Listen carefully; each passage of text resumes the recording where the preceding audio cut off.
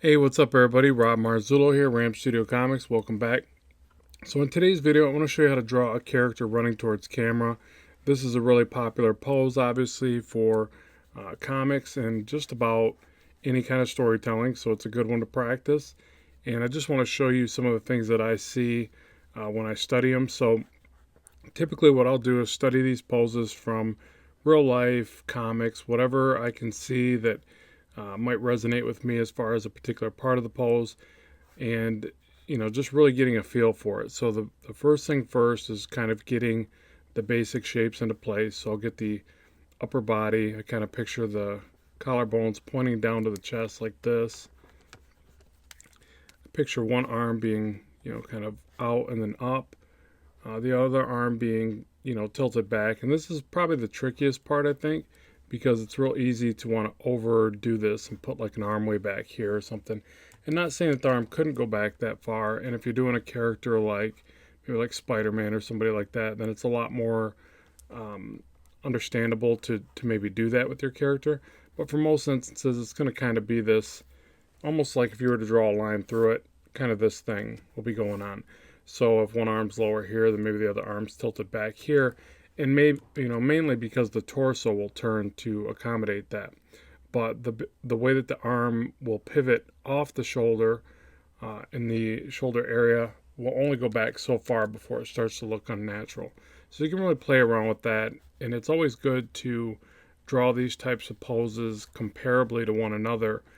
So a lot of times when I'm doing these types of sketches, I won't just draw one particular pose like this. I'll do several, and I can see comparably side by side what choices I'm making that might be better or for worse. So I always talk about that in the videos here as far as learning by contrast of your own work, and then also comparing that against other people's work. Not so much comparing yourself against their work, because you never know where they're at in their career of art creation, but just looking at their stuff and then learning from it, just bits and pieces. But like I said, don't let the negative voices come out in that ordeal where you start to go, "Oh God, this person draws so much better than me," or something like that. That's not helpful. And again, you have no clue as to how much time they put into their work and where they're at in their progression of their work. So yeah. So anyways. Not really, this video isn't really about that, so let me get back to this. So the main thing is that the torso, and I'll just do closed fist for now, just to get it started, that you want to kind of segment the work. And so if you were to get the rib cage in here, it's going to look very foreshortened, and you're going to see a lot less of it. Same thing with the abdomen. The stomach muscles are going to appear to get very overlapped and very less in view as they go down to meet the pelvic. And a lot of times with a pose like this, they'll just kind of get omitted sometimes based on how much you need to foreshorten the pose to get down to the connection to the pelvic. And the pelvic can sometimes appear to be almost connected higher on the waist just because of the overlap. So I think this is a tricky part where it's real easy to kind of get this wrong. And I'm not saying I'll get it right here, but I just want to explain the thought process in which you try to construct these poses from the mind or from memory or whatever, and some of the things that you start to notice as you redraw them over and over again. Okay, so let's go ahead and take this and let's do obviously this leg coming forward. So to draw a forward facing leg, you can do the opening for the where the area is going to pretty much meet the knee. So this is the upper part of the leg.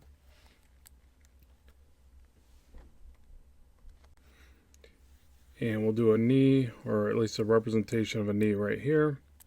And then we'll do the lower part of the leg, again with a basic primitive cylinder type shape.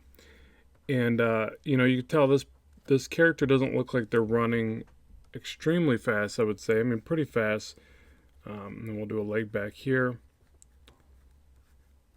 So I'm already kind of skipping the primitive shape. So the very basic primitive shape you'd start with is something like that. But because I draw enough of these, I already start to place some of the anatomy as I go, almost like a force of habit to kind of do that. And then the foot can be tricky from this angle because you want to really get just like almost the top or the front portion of the foot as one segment and then the heel as another, and then the way that it connects back here to the ankle and the back of the heel just takes some practice. I mean, you can see this doesn't even look entirely correct yet, but hopefully with shading and refinement I can make that look okay. But what I try to think about is that the foot, if I was to tilt it upright and we were looking at the bottom of the foot, it maybe in my animated style, I guess, it would look something like this. So the ball of the feet, the toes would be up here, whatever. And this is a simplified approach to it, but I have to turn this shape and make it point towards camera. And you know, you can start doing all this stuff where you do these wedge shapes and you try to visualize it that way, and you try to go, well, I don't want to see the top of the foot, I need to see some of the bottom of the foot. But if you point it up too high like this, which a lot of artists will do, and it's okay, I've caught myself doing this as well, it just looks a little bit too much, like the ankle would have to be broke to really do that. Not saying it couldn't do that, it just looks a little bit over exaggerated. So you have to find this nice happy medium in there. And like I said, I don't know that that's perfect. I'm just going to go with it. You know, maybe it's not perfect, but it's good enough for today kind of thing. And in this leg, I'll just have it tucked back. You can sometimes put the foot back here, but it oftentimes will come out looking kind of weird if it's not just right. So you can really just leave it out, and it really just gives the impression that the leg's going back really far and the foot's back here, but you can't see it. So let's just go with something like that. So that's our basic rough pose, just to get it into place. And like I said before, I draw a lot of these to be able to just do it from memory like this. And they're never perfect, you know, they're just decent, and hopefully I can refine them and put a bit of stylized drawing over top and make them look good. But just remember that I do lots and lots of studies to even get me this far. And I'm going to start sharing those studies. So I'm thinking about doing it where I'm going to do it through my mailer, so my mailing list or whatever. So if you go to ramstudiocomics.com and sign up onto the mailing list that's on there, it's on the front page. And I'm going to start sending out once a month just some of my sketches and my not really notes, I guess, but just sketches of all the various poses that I draw. And some of those will be very poorly drawn, just so you're aware. You know, it's not going to be some immaculate renditions, but what I do is I use these studies to really get a feel for the type of characters that I want to draw in my storytelling. And I'll just share some of that with you guys. So it'll be a little bit of, to me, they're kind of like notes, but I guess it would just be a digital sketchbook in a sense. So if you're interested in that, let me know in the comments section below, but just head over there and sign up to the mailer, and I won't spam you. I mean, if I end up sending out promo codes and things like that, which I probably will do, it won't be that much. Again, it would be like maybe once a month or something, if that, probably not even that. So just be aware of that you know, I'll give away some free stuff, but I am going to occasionally promote my products through that same system because it just makes the most sense. Okay, so as I get to this part, I just started, you know, trying to draw some anatomy in here, hopefully with some kind of accuracy. And as I've said before in other videos, if this is a part that you struggle with, just find some anatomy reference, but don't always spend your time looking for just the right pose. Get good at looking at a pose, even in a different direction, a different angle, and then extrapolating the information and making it your own or whatever, just kind of making it work. Just because you'll spend just this crazy amount of time trying to find the right pics, and the internet's a vast, vast wasteland of images and reference, which can sometimes be great, but it can also be extremely daunting, and then you end up spending less time creating your artwork, which I think is really counterproductive. You want to just stay creating art. Eventually you'll start getting these shapes in your mind, and it'll all start to make sense. It seems like it doesn't at first. It's like this really long, arduous road of doing all this work and these sketches and these studies, and you're sitting there going, God, am I ever going to get it? You know, is it ever just going to click? And then it does. And it's a series of platforms. That's why you always hear people say, you know, you want to level up your art, you know, want to level up, you know, like you're playing a video game or something. But it really is kind of like that, because you just start to I think that certain things that you learn will reflect off other things that you're still trying to learn, and then you realize that those certain things that you got the hang of will apply to all these other things. I can't really say that much about anatomy other than you might draw a leg in a correct perspective, like maybe the muscles of the leg here, and then it makes you think differently about the forearm. So that's what I mean about reflecting from one thing to the next. I don't know how it applies other ways. I know that like when you're working perspectively and you learn to draw buildings in perspective, whether it be like say for instance, this is one that I remember resonating with me. I was studying guns and weaponry to be able to draw them better for my comics and things like that. And I ended up doing some stuff that I thought would look really cool on a like an alien spaceship, you know. But those two you could kind of picture just very similar. They would just the same rules would definitely apply to one from the other. So that's what I mean. You'll learn certain things, and all of a sudden mental barriers will open up, and you'll start to realize, oh wait, I can do this for this, this, and this, and it'll make that process a lot easier for you. But just be ready. It's a lot of hard work and all that, you know. It is what it is. You gotta stick through it, and you gotta work hard at it.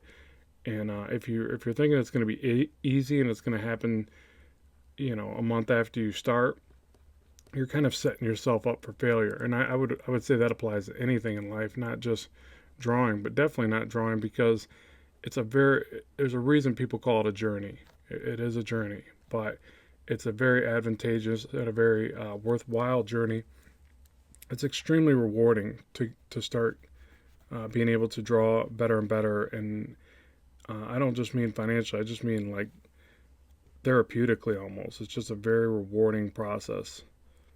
I think that if you're really an artist, you're really an artist, and you need to do it. You need to experience that about yourself and grow that process within yourself. So okay, so this is pretty much what I would call, you know, a good finished sketch or whatever. I don't know that it's a great pose. I can check the work. Let's see if I mirror canvas. This one's always tricky to me. Is it this way? Yeah. Okay, and just by doing that, I can see this arm looks a bit weird in shape. You know, it's coming out too far right here. So I'll like cut this back. I don't know why immediately flipping the work does that for me, but it does. It always shows me some weird flaws, and it should work for you as well. Works for a lot of artists. And then this arm kind of looks like it's out a little bit too far, but this is where digital's great. And you could just kind of grab things. There's my kid up there losing his mind. Something's going on. He is not happy. Hopefully you can't hear that, but you probably can. Yeah, so stuff like that. So there's a character running at screen. Now, just in closing real quick, because I don't want this to be an overly long video, basically, if you're trying to influence the pose more, like he's running quicker and more towards camera, you're just going to bring the three main masses that I always talk about, head, upper body, pelvic, you're going to align those differently. So you're going to bring the back up or whatever. You know, you're going to have the V of the collarbones are going to be more pointed down. There's the upper torso. The pelvic's going to get more hidden like this, something like that. And you're just going to really stretch the pose that way. So you could really take this back leg and hide it even further like this. This leg could be coming right out towards the camera. You know, if it's comics, you can really go crazy with this. You can give them that really raised up foot like we talked about. Actually, I think it would point out the other way a little more. Not towards the knee. Well, the foot does actually point towards the knee, but I think the foot would need to point out. All right, and you can tell this is a very well thought out pose. That's why I'm struggling with it. All right, so we'll say like that. You could have the one arm, and you could rotate the body more. So we'll bring the collarbones this way, this arm down further like this, and this arm up higher like this or whatever. So you're able to like really stretch the pose and really add more of that dynamic run. And like I said, it's always doing a series of these poses together, because you'll be able to look comparatively from one to the next, and that's kind of an important thing to refine in the poses. So again, if you're interested in the poses that I'll be sharing, make sure you head over to ramstudiocomics.com, sign up on the mailing list, and you'll get access to those. as I start to create them and send them out. They'll probably be PDFs or something like that. Yeah, so at any rate, I appreciate you stopping by and watching this video. If it's been beneficial and you enjoyed it, be sure to like, share, and subscribe. That always helps me progress the channel and keep doing what I do here. And as always, keep drawing, keep having fun, and I will talk to you soon.